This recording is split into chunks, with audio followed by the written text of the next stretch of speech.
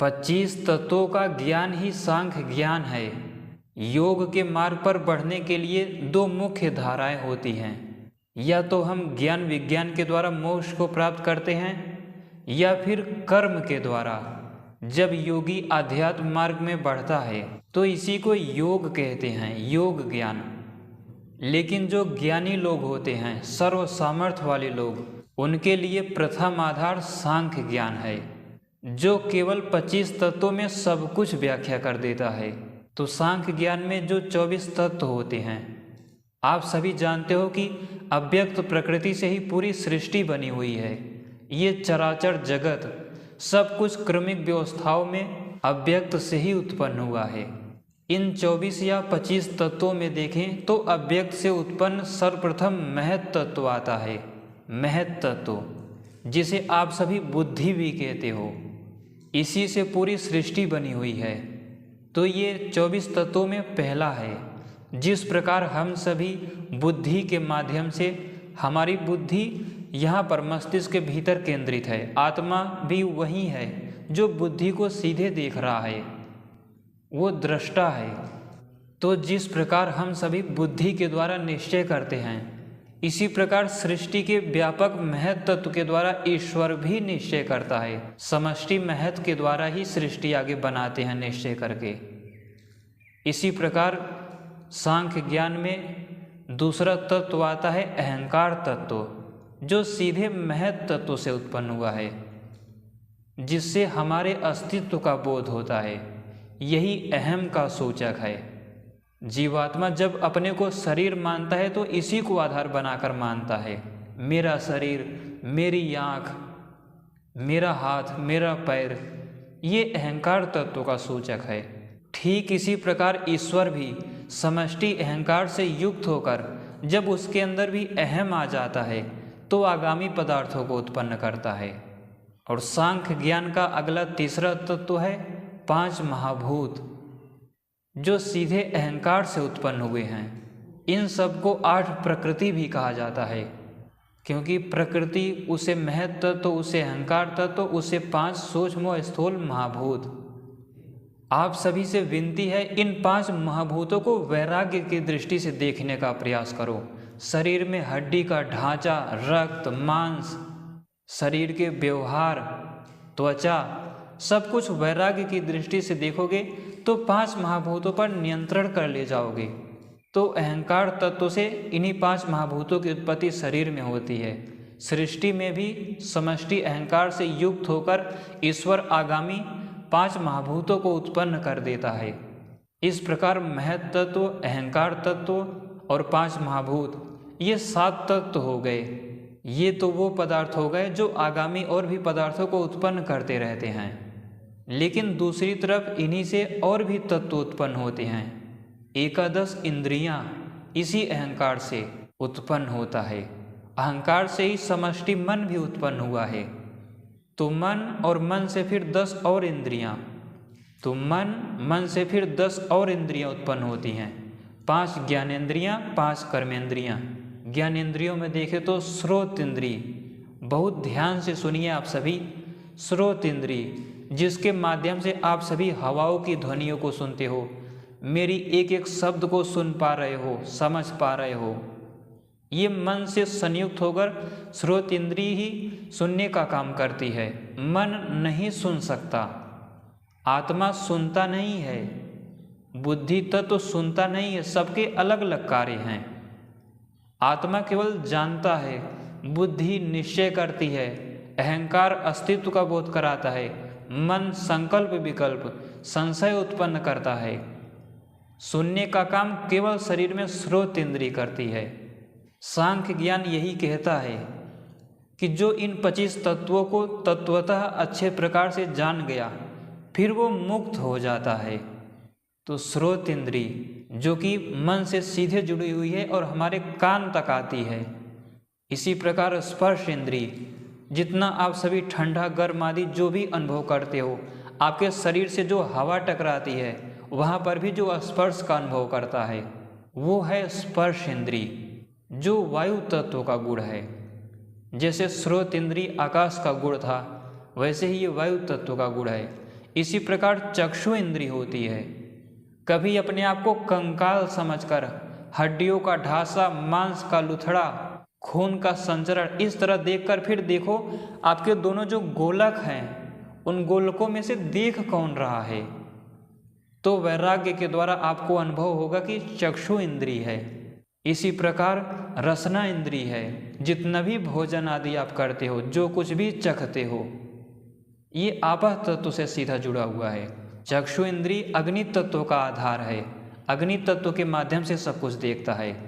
इसी प्रकार आप सभी मुख के द्वारा जितना कुछ भी चखते हो, जो भी स्वाद आपको पता चलता है, मीठा, खट्टा, कड़वा, कुछ भी, वो सब इस रसना इंद्रिय की वजह से होता है, जो आपः तत्व का गुण है। और इसी प्रकार ज्ञानेंद्रियों में पांचवा देखें तो घ्राण इंद्रिय है। जितनी भी सुगंधी आप स्पष्ट रूप से जान पाते हो अथवा नहीं भी जान पाते हो, वो घ्राण इंद्रियों का गुण है। इन 5 ज्ञानेंद्रियों के बाद 5 कर्मेंद्रियां भी हैं। ये 10 इंद्रियां मन से जुड़ी हुई हैं। 5 ज्ञानेंद्रियां, 5 कर्मेंद्रियां। तो कर्मेंद्रियों में पहला है वाक इंद्रिय। अभी तक मैंने जितनी भी बातें बोली सब इसी वाक इंद्रिय से बोल रहा हूँ। आत्मा केवल जान रहा है, बुद्धि आदि को प्रेरित कर रहा है, मन संकल्प विकल्प कर रहा है, लेकिन बोलने का काम वाक इंद्रिय कर रही है। वाक इंद्रिय के बाद हस्त इंद्रिय, ये जो मेरा हाथ ऊपर उठा आप सभी देख पा रहे हो, ये हस्त इंद्रिय का काम है। हाथ के द्वारा आप सभी जीवन पर्यंत न जाने कितने कर्म करते हो, लेकिन सांख्य ज्ञान न होने से, वैराग्य न होने से या योग के मार्ग पर न बढ़ने से हम सभी जान ही नहीं पाते कि हस्त इंद्रिय का क्या क्रिया विज्ञान है, कैसे हस्त इंद्रिय के द्वारा ये हाथ कार्य कर रहा है। इसी प्रकार हस्त इंद्रिय के बाद है पाद इंद्रिय, पैर की इंद्रियां, जिसके माध्यम से आप सभी चलते हो। न जाने आज तक कितने संघर्ष कर लिया आप सभी ने, कितने लक्ष्यों को प्राप्त कर लिया, लेकिन इसको जान ही नहीं पाए हम कि मन से युक्त पाद इंद्रिय ये सारा कार्य करा रही है हमसे। इसी तरह उपस्थ इंद्रिय और पायु इंद्रिय, इन दोनों के माध्यम से शरीर के मल मूत्र आदि का जो विसर्जन करते हैं, त्याग करते हैं, इन दोनों की विशेष भूमिका होती है। तो मन संयुक्त ये 5 ज्ञानेंद्रियां, 5 कर्मेंद्रियां हमेशा एक्टिव रहकर आपके शरीर को मार्गदर्शन करती हैं। पूरा शरीर इन्हीं 10 इंद्रियों की वजह से चल रहा है। इसी तरह अभी तक 18 तत्व हो गए। महत, अहंकार, मन, 10 ज्ञानेंद्रियां और 5 सूक्ष्म महाभूत जो बताया था। सूक्ष्म महाभूतों को ही तन्मात्रा भी कहते हैं, क्योंकि आगामी स्थूल ये जो दिखने वाले पंचभौतिक हैं, इनको उत्पन्न ही वही तन्मात्राएं करते हैं, इसलिए उसे सूक्ष्म महाभूत कहते हैं। ये जो ज्ञानेंद्रियों को बताया और कर्मेंद्रियों को, ये 10 आगामी पदार्थ को उत्पन्न नहीं करते, लेकिन जो समष्टि अहंकार, समष्टि महत, समष्टि मन बताया, मनस तत्व, उनसे आगामी पदार्थों की उत्पत्ति होती है। लेकिन हमारे शरीर के मन से भी आगामी पदार्थ नहीं बनते। इन 24 तत्वों में जो अगले हैं वो इन 5 सूक्ष्म महाभूतों के या फिर तन्मात्राओं के 5 विषय ही हैं। वो जैसे 5 महाभूतों में आकाश महाभूत था, इस आकाश महाभूत में श्रोत इंद्रिय के द्वारा जिस शब्द को आप सभी ग्रहण करते हो वो भी 24 तत्वों में ही आता है। ये जो आकाश का गुण शब्द बताया गया, इसी तरह स्पर्श, रूप, रस और गंध, ये जो 5 गुण है 5 सूक्ष्म महाभूतों के साथ जुड़े हुए हैं, उनके आधार हैं। सूक्ष्म महाभूत की उत्पत्ति के साथ ही ये 5 गुण उत्पन्न हो जाते हैं।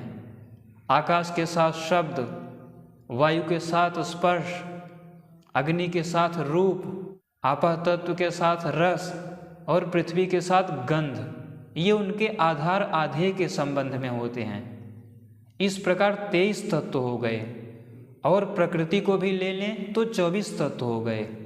तो अव्यक्त प्रकृति से महत उत्पन्न हुआ, महत से अहंकार, अहंकार से मन, 10 और इंद्रियां और 5 सूक्ष्म महाभूत और उनके जो विषय हैं शब्द, स्पर्श, रूप, रस, गंध आदि, ये 24 तत्व हो गए। और जो आखिरी तत्व है जिसके लिए इन सबको जानना पड़ता है वो है पुरुष, अर्थात आत्मा और परमात्मा। तो इन 25 तत्वों का ज्ञान ही सांख्य ज्ञान कहलाता है। ये जो 5 ज्ञानेंद्रियां हैं, पहले कर्मेंद्रियों को वश में करके फिर ज्ञानेंद्रियों को जब हम वश में कर लेंगे मन के द्वारा, तो मन पूरी तरह वश में आ जाता है। तो ज्ञानेंद्रियों को मन के द्वारा वश में करके मन भी जब संकल्प विकल्प का विषय छोड़ देता है तो वो अहम में स्थित हो जाता है। अहम से भी ऊपर जब वो उसे भी छोड़ देता है तो निश्चयात्मक गुण बुद्धि में स्थित हो जाता है आत्मा। और बुद्धि से भी ऊपर जब उसे पता चलता है कि ये जो सत्व है, ये जो बुद्धि है, ये भी मैं नहीं हूँ, तब जाकर वो अपने स्वरूप में और परमात्मा के स्वरूप में स्थित हो जाता है और अव्यक्त का उसे संपूर्ण ज्ञान हो जाता है। यही है 25 तत्व। प्राचीन वैज्ञानिक योगियों ने योग के मार्ग पर बढ़ने का ये 25 तत्वों का ज्ञान दिया, जिसे सांख्य ज्ञान के रूप में जाना जाता है। अभ्यास और वैराग्य के द्वारा मन को पूरी तरह नियंत्रण करके प्रकृति में ध्यान लगाया जाता है। जब मन वश में आ जाता है तो अव्यक्त प्रकृति, जिसे प्रधान भी कहते हैं, उसमें विशेष रूप से ध्यान लगाया जाता है। बुद्धि को उसमें लीन किया जाता है और आत्मा का, परमात्मा का साक्षात्कार किया जाता है। हालांकि ये बहुत गंभीर रहस्य है और धैर्यपूर्वक इस पर जीवन पर्यंत आगे बढ़ना होता है। तब जाकर मृत्यु के समय योगी को दूसरा शरीर नहीं धारण करना पड़ता। तो इन 25 तत्वों को याद करके एक एक पर मनन चिंतन कीजिए। वैराग्य आदि के द्वारा इनका तत्व ज्ञान प्राप्त कीजिए। ये योग का प्रथम आधार है। इसी तरह योग का दूसरा आधार होता है योग मार्ग, योग का ज्ञान। ये सांख्य ज्ञान था। योग मार्ग पर आप सभी को निष्काम भाव से कर्म करना पड़ता है। वैसे सांख्य और योग दोनों का लक्ष्य एक ही है और दोनों का मार्ग भी एक ही है। आप ये मत समझिएगा कि दोनों अलग अलग चीज़ें हैं। दोनों एक ही लक्ष्य को प्राप्त कराते हैं। दोनों का मुख्य आधार मोक्ष है। योग मार्ग में आपको विशेष प्रयत्न के द्वारा कर्म करना पड़ता है, लेकिन सांख्य ज्ञान में बस इन तत्वों का वैराग्य आदि के द्वारा, विशेष सामर्थ्य द्वारा इनका साक्षात्कार करना पड़ता है। ये सब बहुत बड़ी और दीर्घ काल तक चलने वाली प्रक्रियाएं हैं। तो ये है सांख्य योग, सांख्य ज्ञान। दूसरा है कर्म योग। उसमें हम सभी को निष्काम कर्म करना पड़ता है।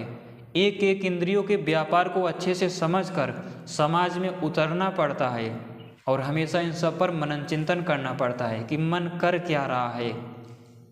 पूरी तरह मन को वासनाओं से रहित कर दिया जाता है, तब जाके उसके बाद विशेष मनन चिंतन के द्वारा ज्ञान प्रकट होता है, बलपूर्वक खोजना होता है।